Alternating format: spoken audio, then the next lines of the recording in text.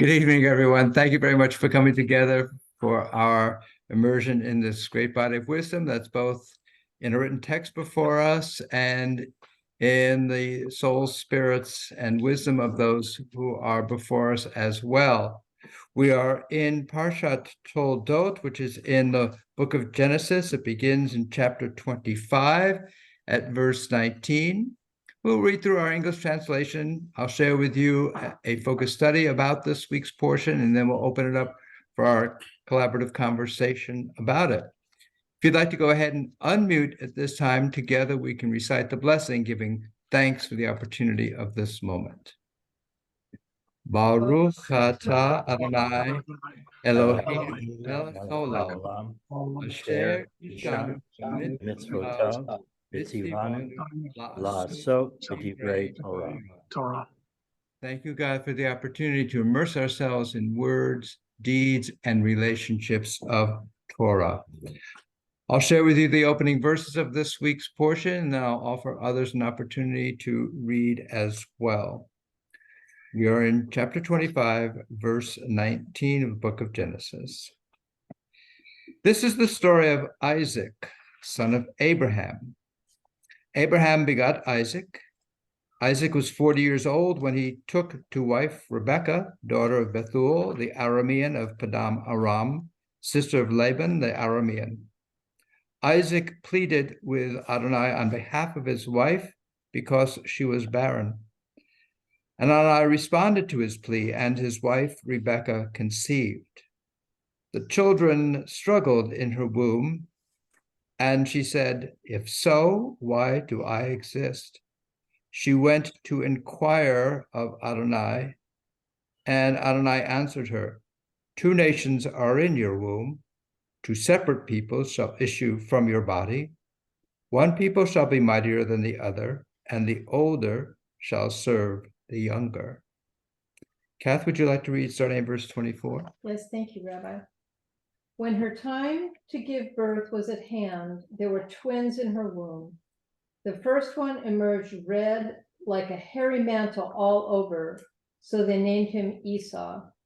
Then his brother emerged, holding on to the heel of Esau, so they named him Jacob. Isaac was 60 years old when they were born.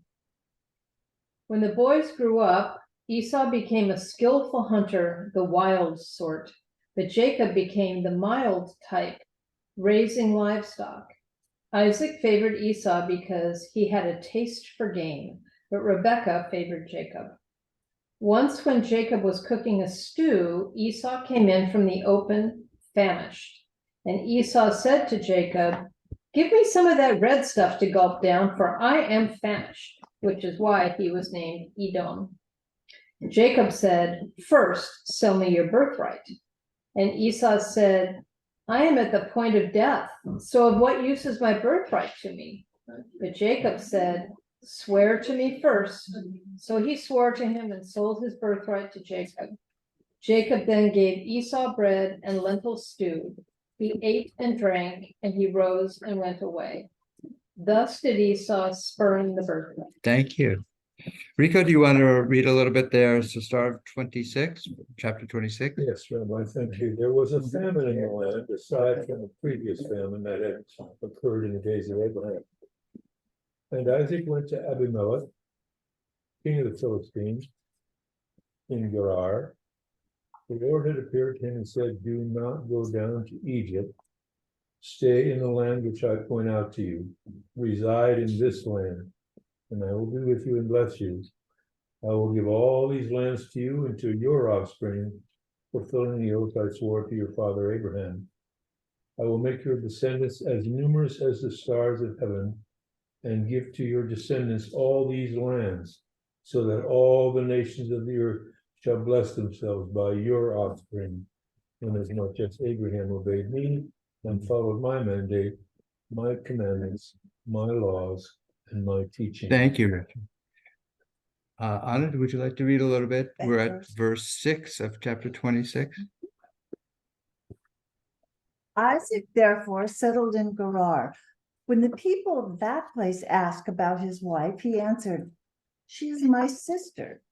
because he was afraid to say, my wife, thinking lest the local people kill me on account of Rebekah, since she is so good looking.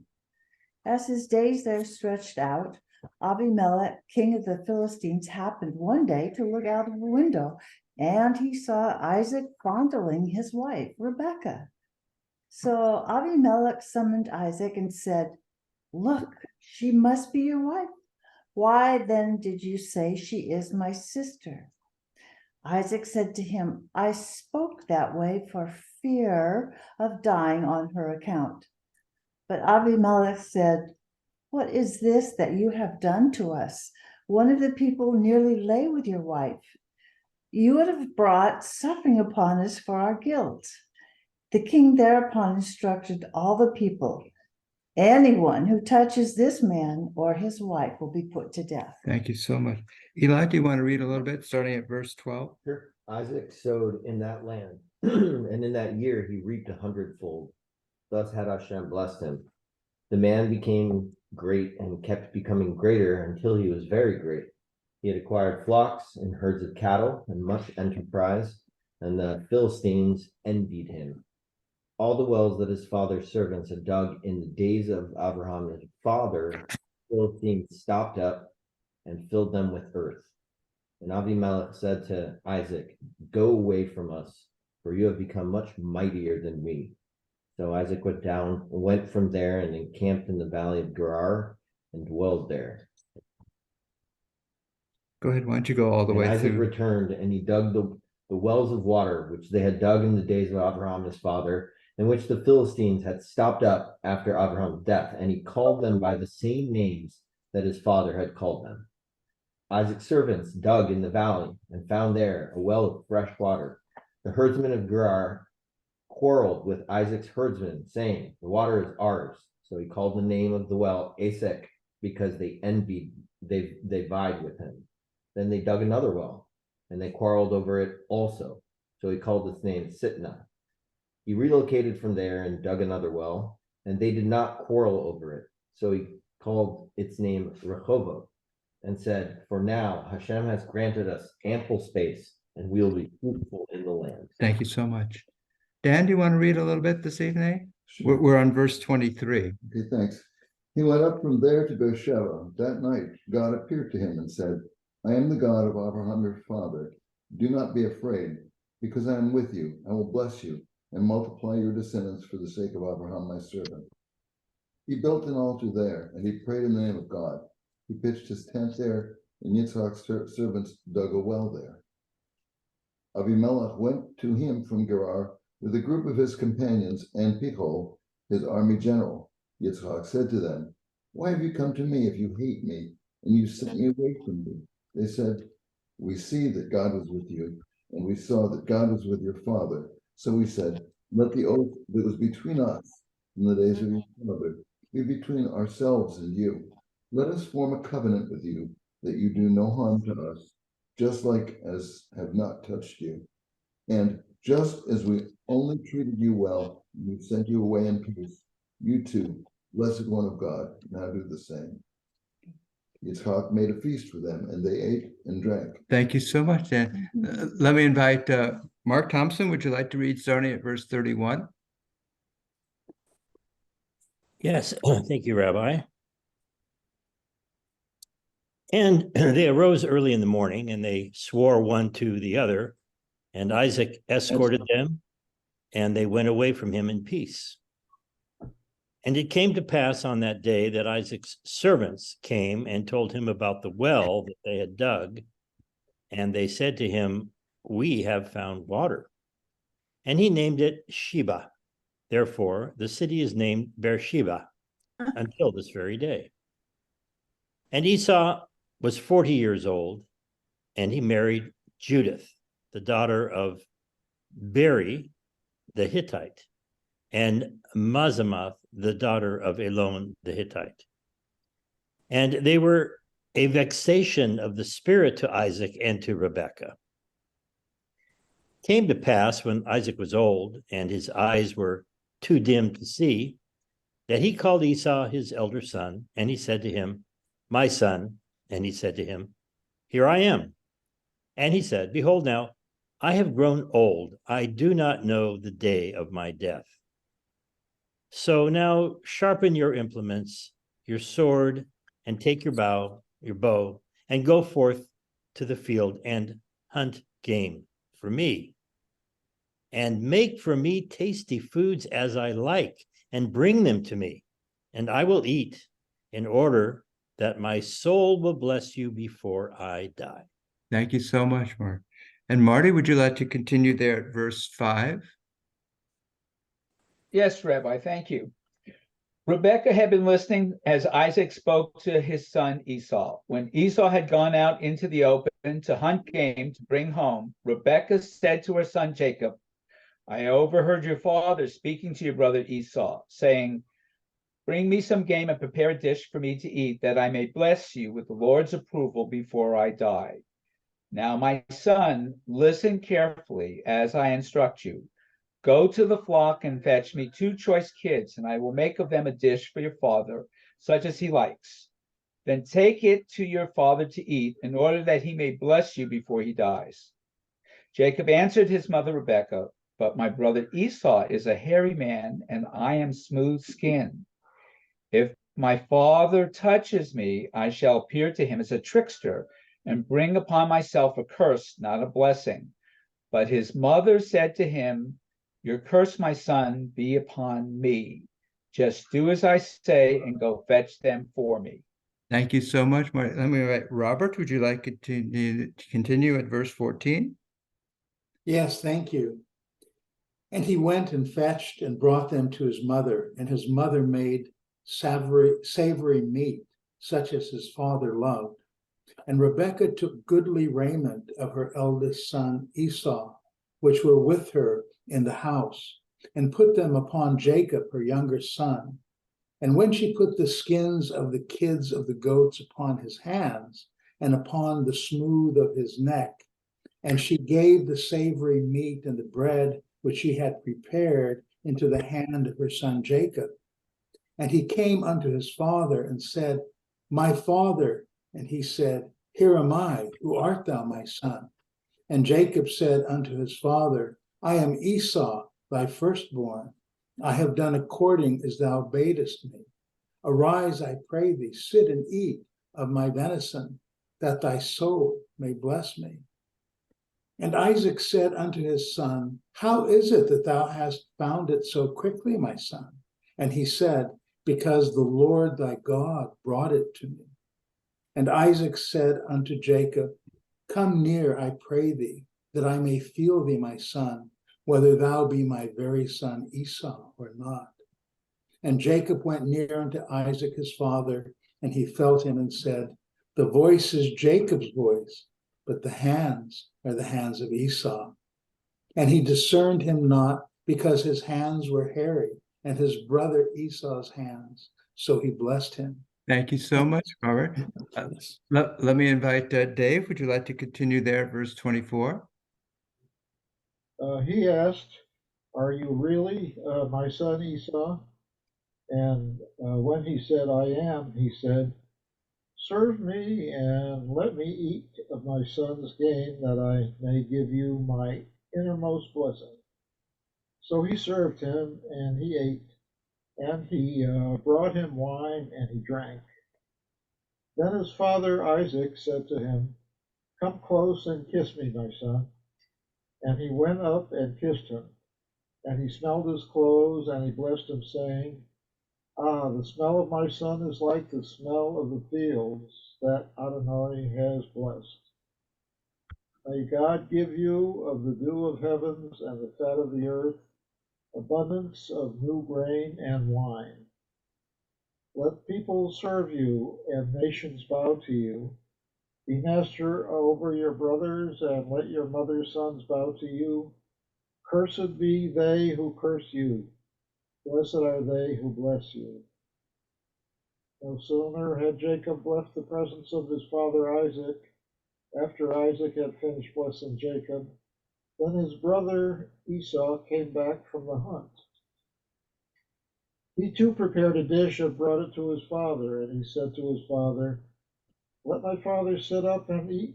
of his son's game, so that you may give me your innermost blessing. His father Isaac said to him, Who are you? And he said, I am your son Esau, your firstborn. Thank you so much, Dave. Let me invite Norm. Would you like to read a little bit, starting at verse 33? Sure. Isaac was seized with very violent trembling. Who is it then, he demanded, that hunted game and brought it to me? Moreover, I ate of it before you came, and I blessed him. Now he must remain blessed. When Esau heard his father's words, he burst into wild and bitter sobbing and said to his father, Bless me too, father. But he answered, Your brother came with guile and took away your blessing. Esau said, Was he then named Jacob, that he might supplant me these 2 times? First he took away my birthright, and now he has taken away my blessing. And he added, Have you not reserved a blessing for me? Isaac answered, saying to Esau, But I have made him master over you. I have given him all his brothers for servants and sustained him with grain and wine. What then can I still do for you, my son? And Esau said to his father, Have you but one blessing, father? Bless me too, father. And Esau wept aloud. Thank you so much. Let me invite Gary. Would you like to continue there at verse 39? His father Isaac then responded and said to him, Lo, among the fat places of the earth shall your dwelling be, and with heaven's dew from above. By your sword shall you live, your brother shall you serve. But when you move away, you shall break his yoke off your neck. Esau now bore a grudge against Jacob because of the blessing his father had conferred upon him, and Esau formed this resolve: The days of mourning for my father are approaching. Then I will kill my brother Jacob. When Rebekah was told her elder son Esau's words, she sent for her younger son Jacob and said to him, Look, your brother Esau is plotting to avenge himself by killing you. Now, son, listen to me. Get going and flee to my brother Laban in Haran. You can stay there for a while until your brother's rage cools down. When your brother's anger turns away from you and he forgets what you did to him, I will send to bring you back from there. Why should I be bereft of the 2 of you in a single day? Thank you, Gary. Jim, would you like to continue there at verse 46? Thank you, Rabbi. Rebekah said to Isaac, I am disgusted with my life because of the Hittite woman. If Jacob marries a Hittite woman like these from among the native women, what good will life be to me? So Isaac sent for Jacob and blessed him. He instructed him, saying, You shall not take a wife from among the Canaanite women. Up go to Padam Aram, to the house of Bethuel, your mother's father, and take a wife there from among the daughters of Laban, your mother's brother. May El Shaddai bless you, make you fertile and numerous, so that you become an assembly of peoples. May he grant the blessing of Abraham to you and your offspring, that you may possess the land where you are sojourning, which God assigned to Abraham. Then Isaac sent Jacob off, and he went to Padam Aram to Laban, the son of Bethuel, the Aramean, the brother of Rebekah, mother of Jacob and Esau. Thank you so much, Jim. Margot, would you like to continue there at verse 6? When Esau saw that Isaac had blessed Jacob and sent him off to Padam Aram to take a wife from there, charging him as he blessed him, and shall you not take a wife from among the Canaanite women, and that Jacob had obeyed his father and mother and gone to Padam Aram. Esau realized that the Canaanite woman displeased his father Isaac, so Esau went to Ishmael and took to wife in addition to the wives he had, Mahalath, the daughter of Ishmael, son of Abraham, sister of Nebaioth. Thank you so much. Thank you, everyone. That's our entire Torah portion for the week. If you have a copy of the study sheet, I invite you to take it out now. I'd like to share with you a focus study about it, and then we'll open it up for our collective conversation about it. So we have been reading for the last several weeks now the book of Genesis. And the thrust of it, as I've been seeing it this year, has been to reinforce this lesson for us to, in effect, to try and reconfigure our way of thinking about what it means to be alive, what it means to be a human being. And that is to overcome the sense, certainly that the ancient have, and perhaps we still have, that life is fated, that the way it is the way it will always be. And instead, the Torah is, in a sense, trying to lure us, one might even say seduce us, into a completely different way of understanding the world and our place in it, which is that we have great power, we have great choices, we have great possibilities, that the world is an expanding place, and that we can be an expanding part of making that world a holier place, a place in which the spirit of the divine can dwell. And so we've been reading these characters that we've been going through our readings over the past several weeks. And here we come, I think, to a really remarkable point, because we have been following these characters, and they have been perhaps asking some questions about the world around them, and notably Abraham, at least through Midrash, that's how how our sages understood Abraham, asking about, why is the world in such a state? Isn't there someone to take care of it? And here we have our first character, that of Rebecca, who asks a question about her own personal existence, her own subjectivity. And that's a little bit what I'd like to explore. So here we have in number one, from the opening of our Torah portion, Rebecca saying, as she experiences the contending of these of this life that's within her, that turns out to be two lives, if you will, she calls out Lama ze anochi, and which, if you want to put it in a question format, reminding ourselves that the Torah scroll itself, it doesn't have any punctuation, so we need to we add our punctuation to it. So if one wanted to make it as a question, it would be, why is there an I? Why do I exist? And this question, or this expression that she has, it says, causes her, propels her, lidrosh Adonai, to seek out God. And we have some wonderful ways to explore the name of Rebecca.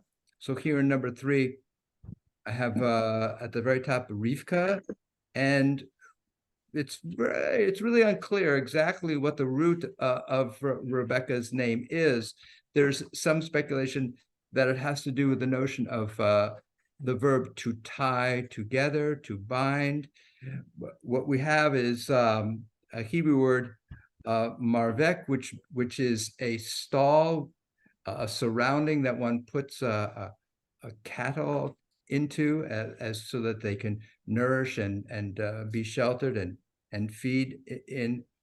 And then if one wants to just take Rebecca's name and begin to rearrange the letters, which is one of the sources of wisdom that we have in our tradition, one can come up with the karev, which means to approach, and kirba, which is an approach, and kerev, which is means the inner part, the amidstness.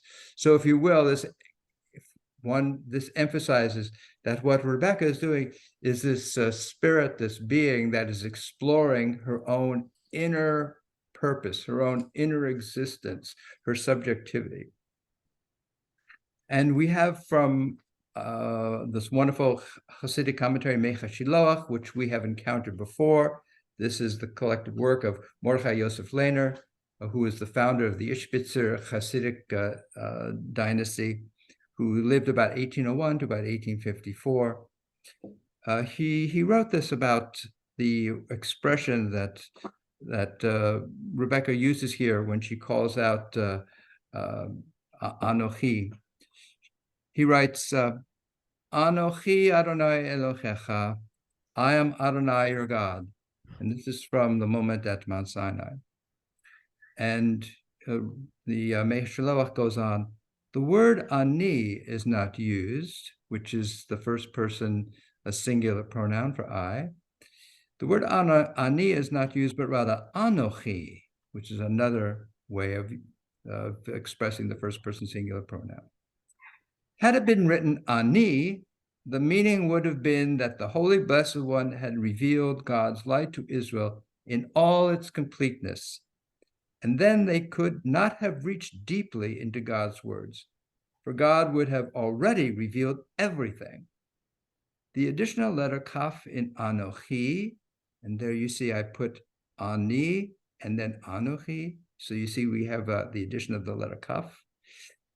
The additional letter kaf in Anochi teaches that it is not in a state of completeness, but an imagined image of the light that the Holy Blessed One would reveal in the future.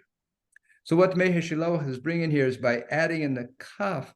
So in Hebrew grammar, when you have just the kaf, it connotes something along the lines of like or as. So what Rabbi Lehner is kind of hinting at is that when God uses the name Anochi, God is indicating something that will be, that is not yet fully realized. And so to associate that with the phrase that Rebecca uses here in her question, Lama ze anochi, is somehow tying Rebecca, who's now used the word anochi, to this moment at Mount Sinai, which represents the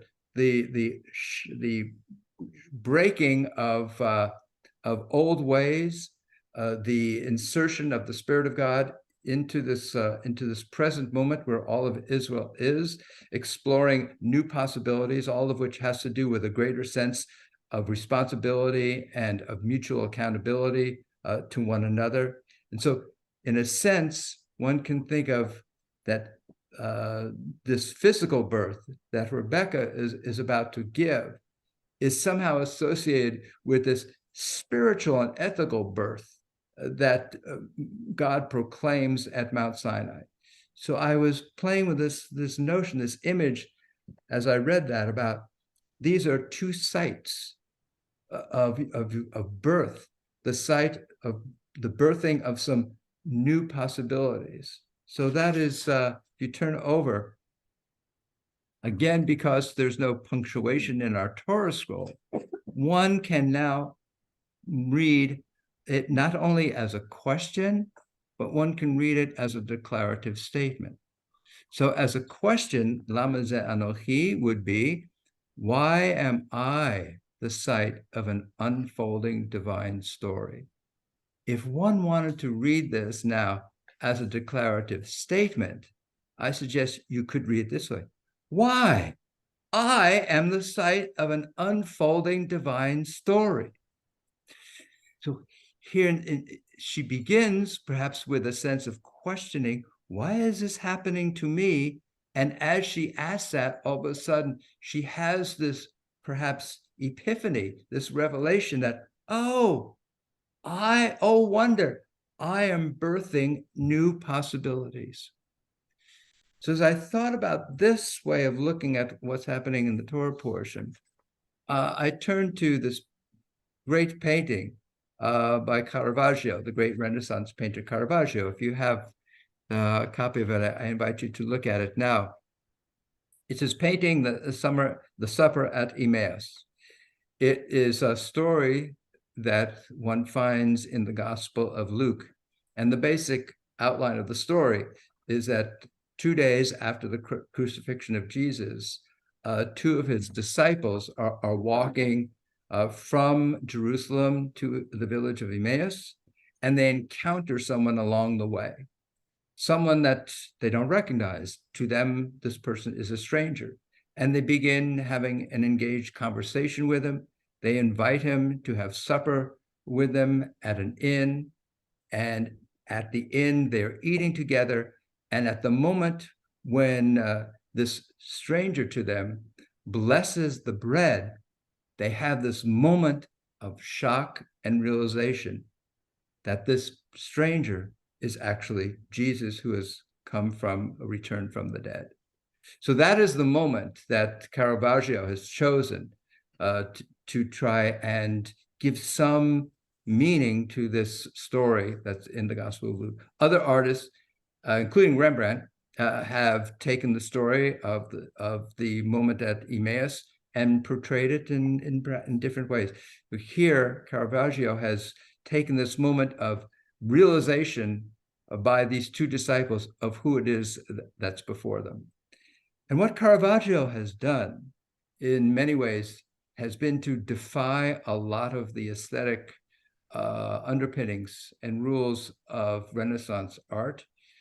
First of all, he has he used rather ordinary and perhaps gruff looking people as his models. And so he has made them look more naturalistic and easily relatable. And also what he's done here in this painting in particular, he has, if you will, he's made those characters in the painting extend themselves out into our space. So first of all, you have the figure on the left who, upon realizing who it is that has just blessed the bread, you see him pushing himself off out of his chair in this moment of shock and bewilderment and awe. And then the figure on the right side of the canvas is extending his hands out also with a state of wonder at this moment of revelation. And his left hand is extending itself out into our space, if you will. And then even perhaps more subtly, but perhaps more dramatically, as a way to extend what is happening on the canvas out into our space, is the bowl of fruit that is there in the very front, which is on edge. It seems like it should be tumbling off the table, perhaps not only off the table, but perhaps it's even going to tumble off the canvas itself. And so it is almost as if Caravaggio is urging us, quick, you must do something, else that bowl of fruit is going to spill off. And so it's a way of drawing us into the scene. And there's a space there at the table that if we wanted to, we can imagine ourselves sitting there at this front edge of the table. So this is what Caravaggio has done as a way to draw us into this moment that in Christian theology is understood to be this moment of revelation. And then it is as if we then become, the viewers have an opportunity to see how they would respond to this moment of wonder and awe. So I want to suggest that this is in a sense what Torah constantly is trying to do, which is to get us away from the sense of being mere observers of what is happening across these pages, but rather to have us place ourselves inside the story, to see ourselves as fellow journeyers, if you will, in this great epic that is going on. And then if we do that, if we see ourselves as in the story, then we see ourselves as somehow invested in this journey. We need to make some decisions as well. We are the ones who are being called upon. We are the ones who are being challenged. We are the ones that have decisions to make. It is another way Torah has of trying to energize us, perhaps even, I like the word, to seduce us, to draw us in to becoming active participants in this great sacred drama. If you have the sheet, I just want to share with you this poem by Wallace Stevens called Questions Are Remarks. And I'll just read to you a few of the verses from this poem. In the weed of summer comes this green sprout, why? Peter the voyant says, Mother, what is that? The object that rises with so much rhetoric, not for him. His question is complete because it contains his utmost statement. It is his own array, his own pageant and procession and display. In this poem, Wallace Stevens is referring to the weed of summer, so summer being some point in adulthood as opposed to mere youth. And then Peter the voyant, Peter is a young child who can see things beyond what is perhaps most directly visible. He can see beyond the apparent. And so this young child says, Mother, what is that? And the way Wallace Stevens treats this statement, it is on the one hand, it could be a question, but he says it's also a statement.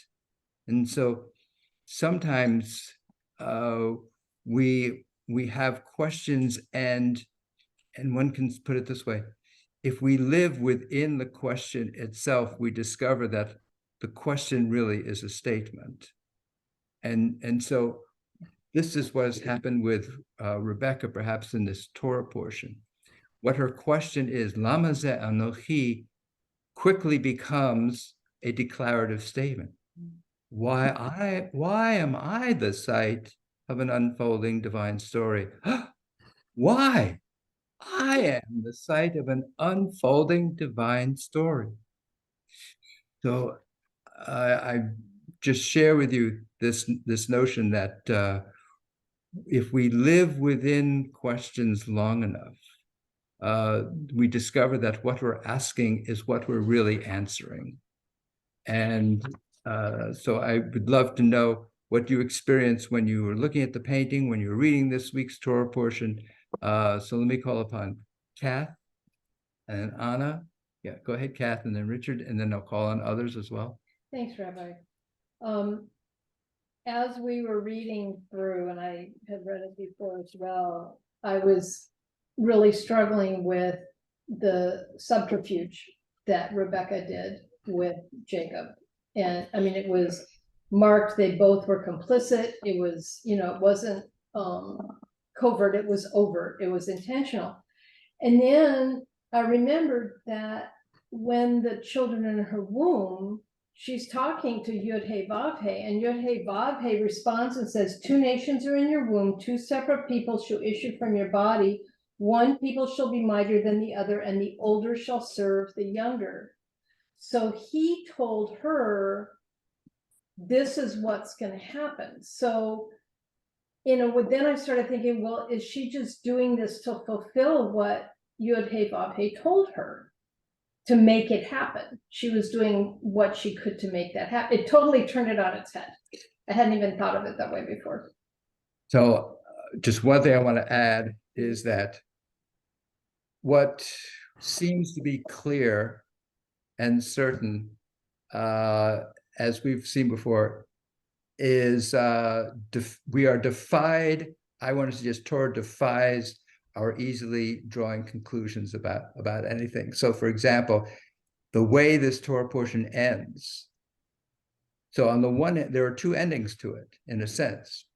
One ending is that Jacob is aware that his brother wants to kill him. He's terrified, and his mother says, "You got to get out of here! Run, run, run! You're going to be killed." And so when he leaves, he's running for his life. But there's another ending here, which is that Abraham says, I want you to marry. I want you to go to your uncle, find a nice girl there, get married. And so Jacob leaves, not because he's terrified and running for his life. He leaves because he's been commissioned by his father to find peace and to create a home and to have union. And so, well, what's Jacob's state of mind here? So the Torah, I think, in a sense, is upending our desire to have clarity about what's going on. And that is what is happening within Rebecca's womb as well. There are these contending forces within her. Does that mean that they have to physically fight to the death? Or does it mean that they represent, if you will, different aspects? So we have Esau, who's this, seems to be this rather impetuous, emotional, kind of wearing his feelings on the sleeve type of person, whereas we have this character Jacob, who's more cerebral, who's more strategic, who's think things through. And then, of course, as we read through the story, we'll find out that they go their separate ways, but eventually they come together and they hug. So I just want to suggest that to read that it's very clear about what's happening, I think is defied by the nature of the text itself. Yeah. Let me call upon Anna, then Jake, and then Richard. I want to say about Esau and Jake, just in response to what you said, cerebral, impetuous, impulsive. If you want to be a hunter and go out into the wilderness and manage to get yourself close enough to kill an animal without a long-range rifle, exclusive new Miracle Ball. you have to have some forethought and planning and patience, and you have to execute. So I think what it sort of ties in, what I was thinking here is that there is the Jacob and the Esau in all of us. I mean, we have in all of us. It's like Im Ken Lamazet Anoki. What's going on? I think it's just wonderful that you chose that picture that has a picture of Jesus that has a holy, that these men are recognizing as divine, because none of us knows what's going to happen from one day to the next. We don't know when we're born. We don't know when we're pregnant, what we're giving birth to, when we marry, we don't know. And in this portion, Rebecca doesn't know what's going to happen to her. Isaac doesn't know that he's going to be fooled and perhaps help himself fool himself. Jacob doesn't know that he's going to have to get dressed up. Esau doesn't know he's going to have it. All of these, no one knew what was happening, but they all just had to keep rolling along, just like we do.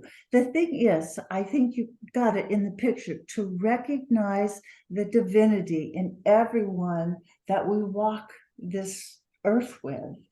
And then we have this moment of, we can have every moment, every instant of our life can be a revelation of, oh my God, God is, oh my God, you're right here. There's God here with us. It can be. Lovely. Thank you, Anne. Thank you so much. Let me invite Richard. Yes. The picture is wonderful to me because there's those two hands reaching out. The one of Jesus is a very soft, one might want to say, feminine hand. And the hand on the other side of the table, to Jesus' left, is a testosterone hand, determined and picked up. There's action in there, and the other one's soft. And they're both reaching out, drawing my attention to this fish icon. And I also know that looking at, and I want to stop it from falling. And there's also, if you look at the shadows on the tablecloth,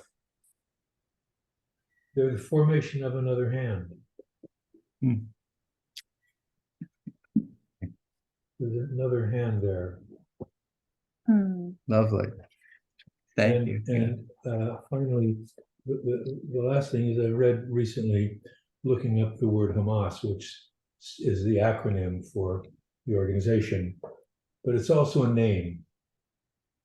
And James, or Jacob, or usurper, heel grabber. So there's that in the mix here. That there's been somebody has reached in, God or Rebecca or whatever, fate, destiny has reached in, and Jacob has usurped in the direction that Esau is taking in life to the full. He's going to go out and kill Nimrod. He's a man of the outs there, a warrior, whatever you want to call it. And there's more to that. You know, the mother's presence, the feminine needs to be in the saddle of governance in consciousness of Israel. And that's what we're dealing with now, 75 years after the birth of the, you know, this is appropriate for now. We have to move back to the spiritual, which involves this sweet hand somehow, and we're not there because we're fighting.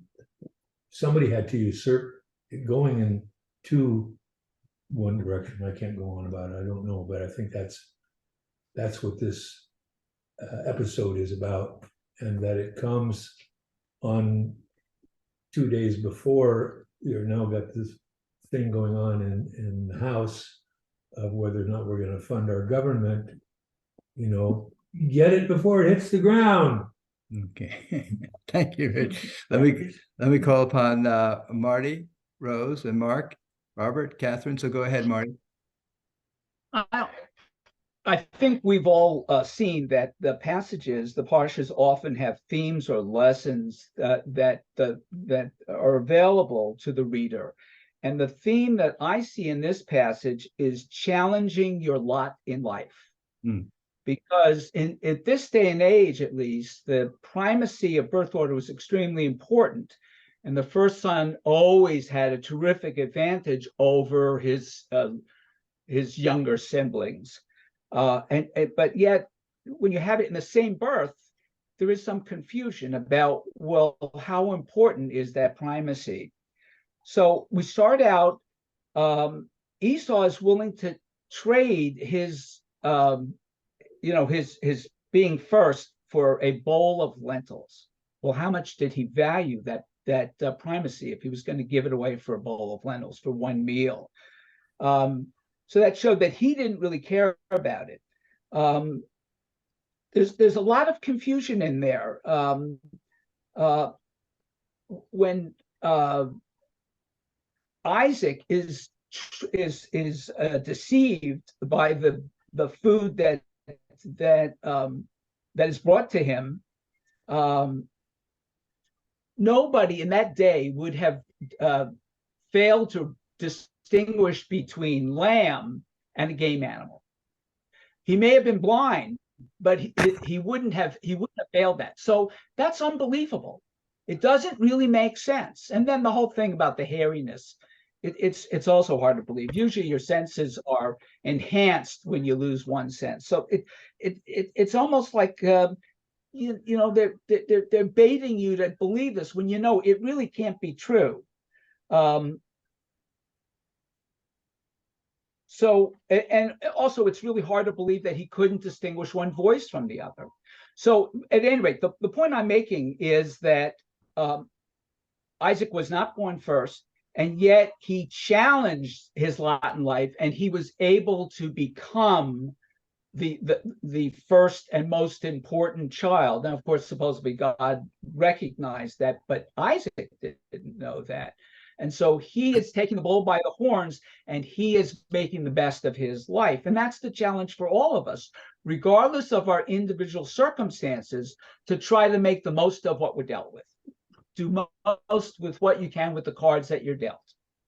Thank you. I really like your theme about to take charge of one's own destiny rather than merely being passive in the faith. Perhaps Yaakov knew what his destiny was. I mean, he probably had some level of like Ruach HaKodesh, some level of intuition, spiritual intuition, that his brother was not meant to represent the lineage going forward.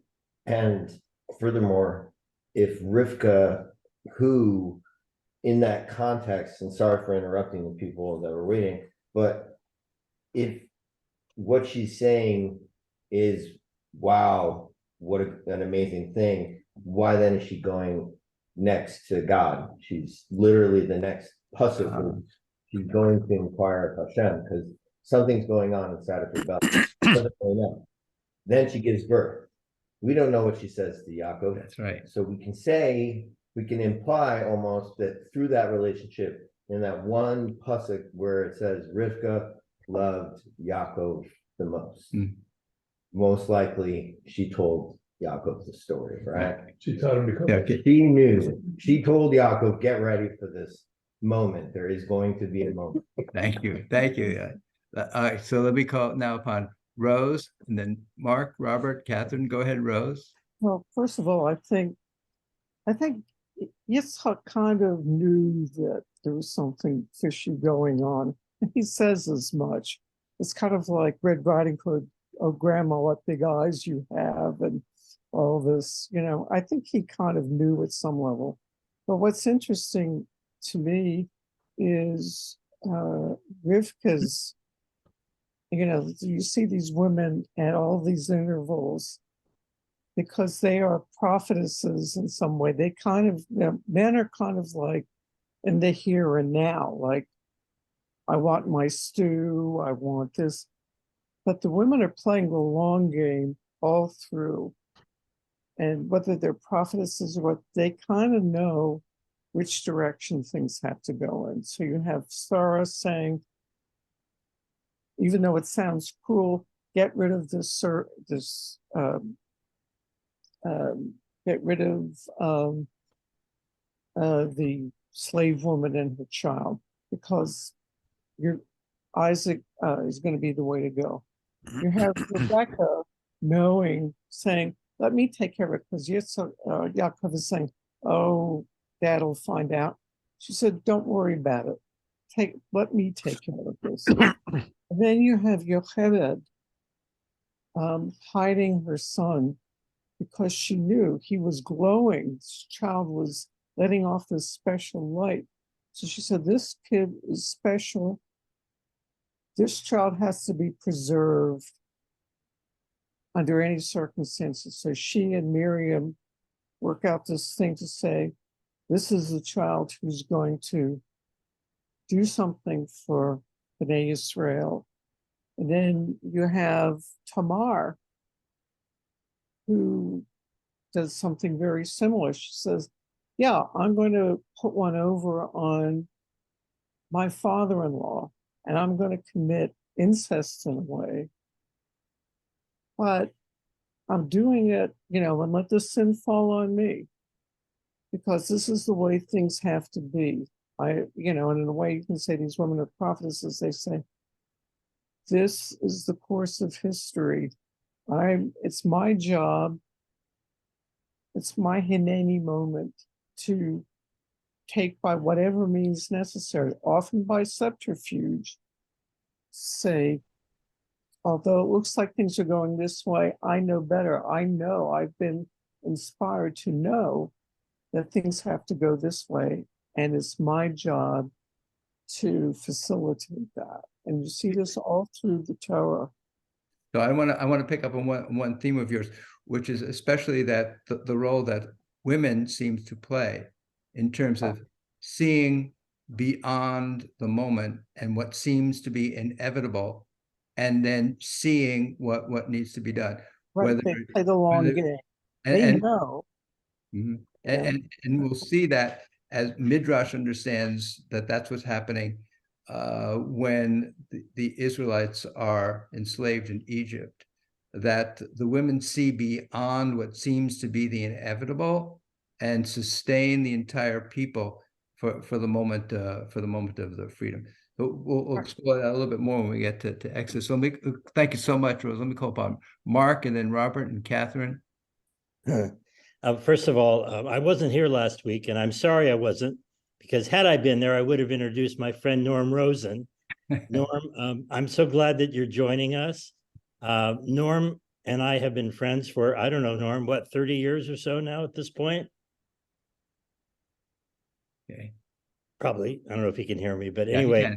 Go ahead, Mark. And Norm is very 30 years at least. At least. Norm has been intimately involved with Torah study at Temple Beth Shalom in Santa Ana. And it's just really thrilling that you're able to join us. I'm really happy. So thank you for being here.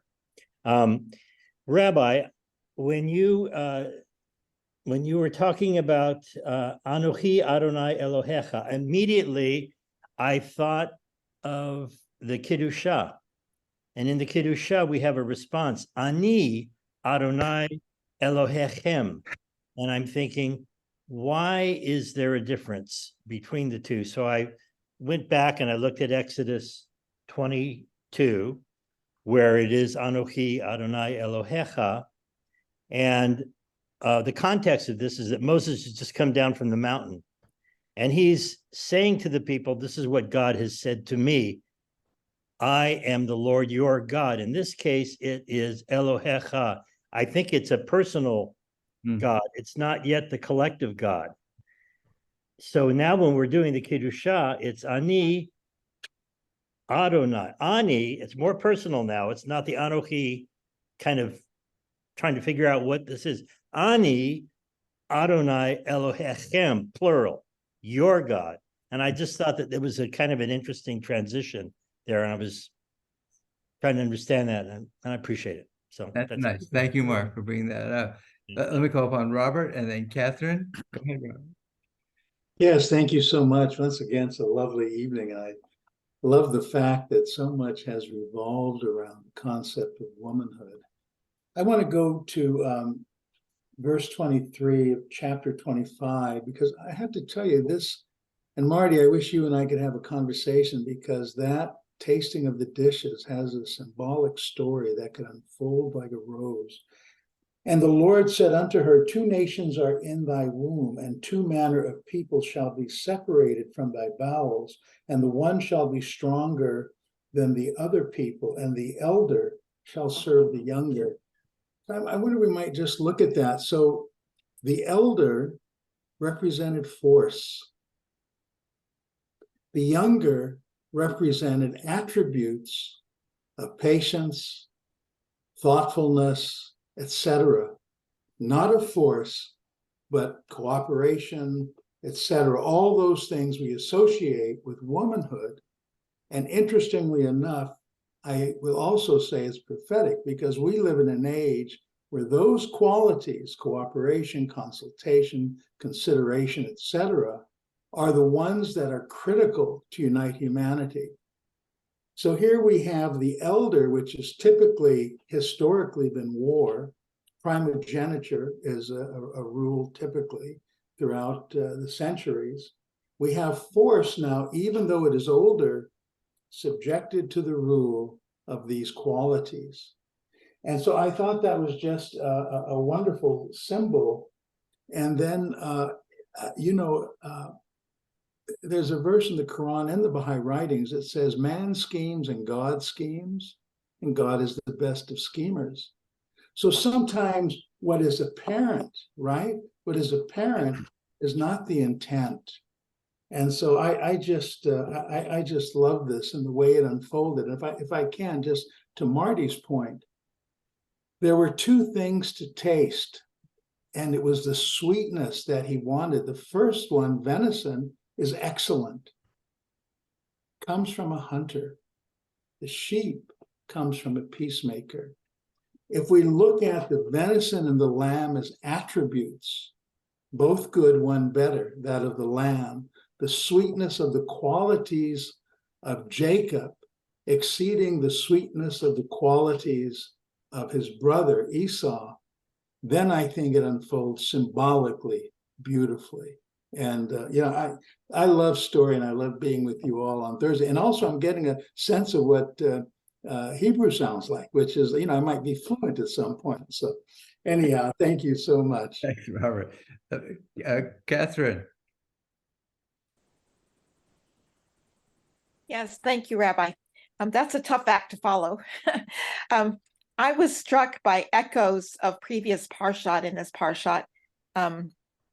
The wife disguised as a sister, the asking for Esau and him saying, here I am. And of course, that's something that Abraham said, here I am.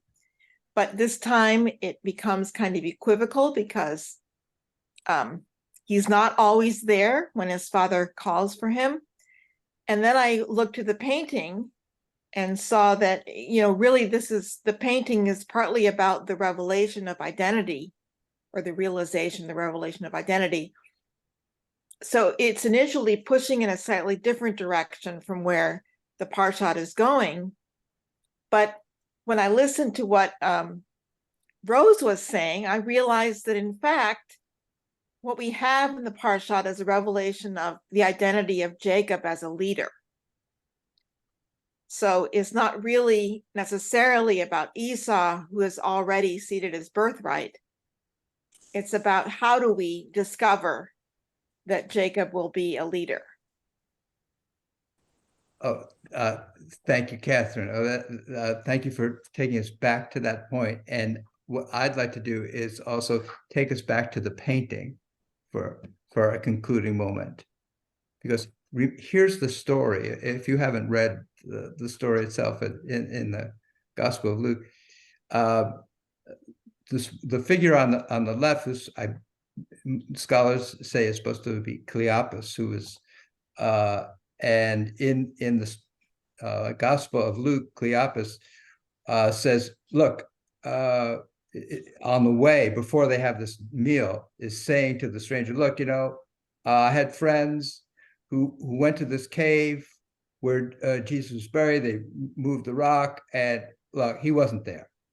And the way it's conveyed in Luke is as if Cleopas is conveying a sense of skepticism, somewhat some cynicism, as if not believing this whole story.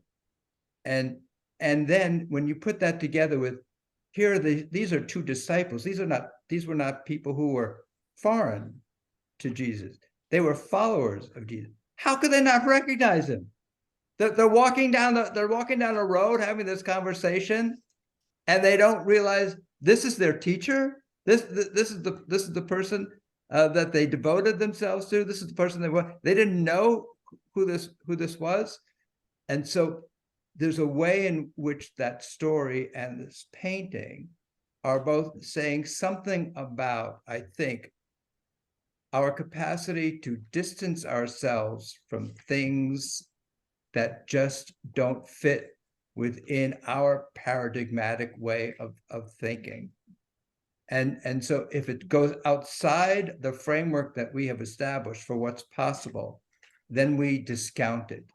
And so here is what Caravaggio is doing, is he's bringing all that, I think, onto the canvas here. This bit of past skepticism, cynicism, distancing, refusing to believe what does not fit within one's own framework about what's possible.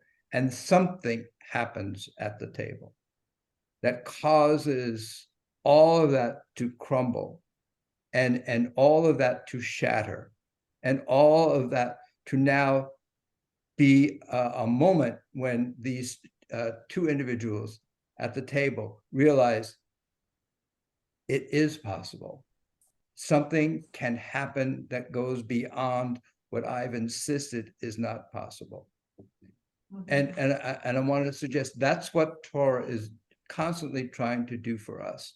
It's trying to help shatter our sense of cynicism, of doubt, of that what's possible is only what has happened before. Something that has never happened before is not something that is possible. Torah is constantly trying to shatter that way in which we protect ourselves from any sense of responsibility by saying that fear that we all carry with us that keeps us from wanting to assert our capacity to transform ourselves and to see that others could be transformed as well. So I just want to be grateful, to express my gratitude to this community of people for helping to create an environment that shatters that constraining bit of cynicism that we all carry with us, as a way to unleash within each one of us the capacities that we have to see that the world can be different, and indeed we ourselves can become different, make ourselves better human beings and make the world a better place. Thank you all very much. God bless you all. Look forward to our gathering. Thank We you, will Rabbi. skip next week for Thanksgiving. I'm very grateful. Here, I'm expressing my thankfulness to all of you. I'll see you in 2 weeks. Thank you all very much. God bless you all. Good night. Thank you. Bye-bye.